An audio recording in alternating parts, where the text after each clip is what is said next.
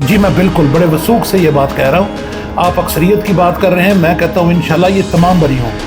इसलिए ज़रा ट्रायल का इंतज़ार करें और देखें कि झूठे गवाह किस तरह से झूठे साबित होते हैं। ये तो अदालत में ट्रायल के बाद साबित होगा कि वो टूटा हुआ शीशा पीटीआई के किसी वर्कर ने तोड़ा था या खुद से तोड़कर उस पर डाल दिया गया। एहतजाज का हक आपको पाकिस्तान का आइन देता है। आप कोई किसी प्रोटेस्ट में निकलते हैं तो इसका ये मतलब नहीं है कि आप कोई जुर्म करने के लिए निकले हैं। अस्सलाम वालेकुम, मैं हूं मुनीर बाजवा और मेरे साथ मौजूद हैं इस वक्त सीनियर कानूनदान बुरहान मुअज़्ज़म मलिक। ये पाकिस्तान तहरीक इंसाफ के वकील हैं। 9 मई के मुकदमात में आज इनसे ये जानते हैं कि जेल ट्रायल जो है वो शुरू किया गया है 9 मई के मुकदमात का, तो वो उसका स्टेटस क्या है। बुरहान साहब, ये 9 मई के मुकदमात का जेल ट्रायल किया जा रहा है, इससे फ़र्क क्या पड़ेगा जेल ट्रायल और ओपन ट्रायल से?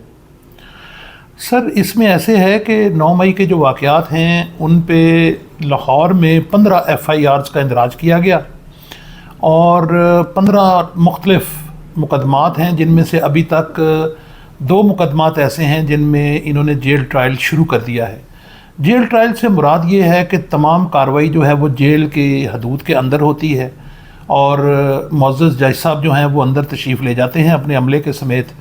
आम लोगों को दाखिले की इजाज़त नहीं होती, सिर्फ मुल्ज़मान होते हैं वहाँ पर, उनके वकला होते हैं और जज साहब होते हैं और उस तमाम कार्रवाई जो है वो जेल के अंदर की जाती है। इससे एक जो ओपन ट्रायल का तस्वर है कि किसी भी अदालत में कोई भी शख्स किसी मुकदमे की कार्रवाई को देख सकता है, सुन सकता है, वो तमाम हकूक़ एक तरह से ख़त्म हो जाते हैं और वकला को भी एक ख़ास हद तक सिर्फ रसाई दी जाती है। आम वकला के साथियों को भी अंदर जाने की इजाज़त नहीं दी जाती, जिससे थोड़ा सा मैं ये समझता हूँ कि वो जो फेयर ट्रायल का एक कंसेप्ट है वो डैमेज होता है। बुरहान साहब, आपने ये जो जेल ट्रायल चल रहे हैं 9 मई के, इनका कितने केसेस का ट्रायल जो है वो कहाँ तक पहुँचा है, सूरत हाल क्या है इसका? सर, इन्होंने अभी तक काफ़ी सारे नोटिफिकेशन किए हैं 15 FIRs में से, जिसमें जेल ट्रायल होगा।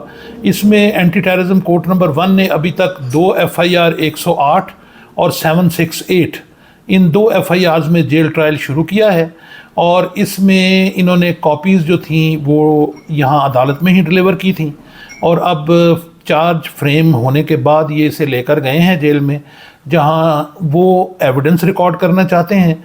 लेकिन हमने अभी उनका जो चार्ज फ्रेम हुआ है उसको चैलेंज किया हुआ है और कल उसकी कार्रवाई है उस फर्द जुर्म पर आर्गूमेंट्स के मुतालिक। ये जो दोनों मुकदमात आपने बताए हैं, इसमें इल्ज़ाम है क्या, कौन से इलाके में क्या किया गया? 768 मुकदमा है जिसमें इल्ज़ाम ये है कि थाना शादमान पर 9 मई को PTI के लोगों ने हमला किया और इसी तरह 108 FIR जो है इसमें इल्ज़ाम है कि राहत बेकरी के सामने एक SP थे, उनकी जीप को आग लगा दी गई थी। ये वो 2 मुकदमात हैं अलग अलग। तो इसमें फ़र्द जुर्म को किस तरह चैलेंज किया गया है, क्या किस बुनियाद पे आपने चैलेंज किया इसमें? देखिए जी, फ़र्द जुर्म इन्होंने 20-20 हेड से मुराद होती है जुर्म, 20-20 जुर्मों में अलग अलग से लगाई है, दोनों में, एक में 21 हैं, एक में 20 हैं। तो हमारा ज़ाती ख्याल ये है कि इनके लगाए हुए इल्ज़ामात के मुताबिक भी इतने जराइम नहीं बनते और हम अदालत को यही बावर करवाना चाहते हैं कि फ़र्द जुर्म बिल्कुल फ़र्ज़ी और गलत कायम किया गया है और बज़ाहिर ये नज़र आ रहा है कि PTI के वर्कर्स को दबाने की और उन्हें प्रेस करने की कोई सोची समझी कोशिश की जा रही है। बुरहान साहब, आप कह रहे हैं दबाने की कोशिश की जा रही है, यहाँ पे तो ज़मानतें हो रही हैं, कई बड़े लोगों की ज़मानतें हो गई हैं, धड़ाधड़ ज़मानतें चल रही हैं, तो क्या हुकूमत चेंज हुई है, इलेक्शन का रिज़ल्ट आया तो उसके बाद कोई फ़र्क पड़ा है या कानून में किस तरह की गुंजाइश मौजूद है? देखिए, एक तो डेफिनेटली इलेक्शन होने के बाद क्योंकि ज़मानतों का होना थोड़ा सा ज़्यादा तेज़ हुआ है, इससे भी कुछ ऐसा लगता है कि शायद हालात कुछ थोड़े से तब्दील होते नज़र आ रहे हैं। लेकिन अगर मैं ये कहूँ कि हालात तब्दील हो गए हैं तो ऐसा भी नहीं है।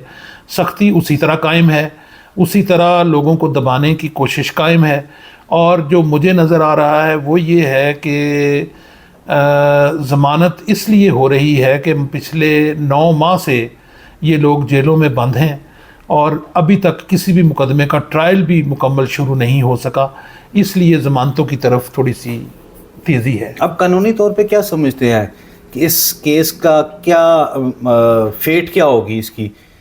ماڈل ٹاؤن سانحہ ماڈل ٹاؤن کو بھی دیکھیں تو وہ بھی بڑے عرصے سے چلتا جا رہا ہے.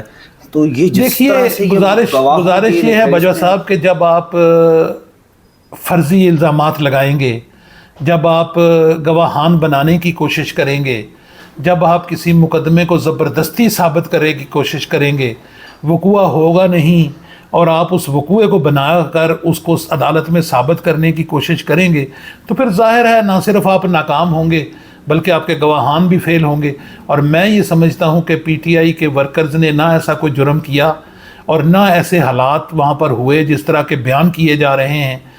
احتجاج ضرور تھا، احتجاج میں کسی جگہ پر پولیس کے ساتھ کوئی مدبھیڑ بھی ہوئی ہوگی، لیکن جس طرح ایک کہانی بنا کر ہائپ کریٹ کی گئی اور یہ کہا گیا کہ پتہ نہیں کتنے بڑے بڑے جرائم اور پاکستان کے خلاف جنگ اور سازش اور اللہ جانے کیا کیا اس پہ الزامات لگائے گئے ہیں، میں نہیں سمجھتا کہ یہ کبھی بھی ثابت ہو سکیں گے. برہان صاحب وہاں پہ تو توڑ پھوڑ ہوئی ہے، ویڈیوز موجود ہیں، انہیں موقع پہ شناخت کیا گیا ہے، جیو فینسنگ میں ان ملزموں کو گرفتار کیا گیا ہے.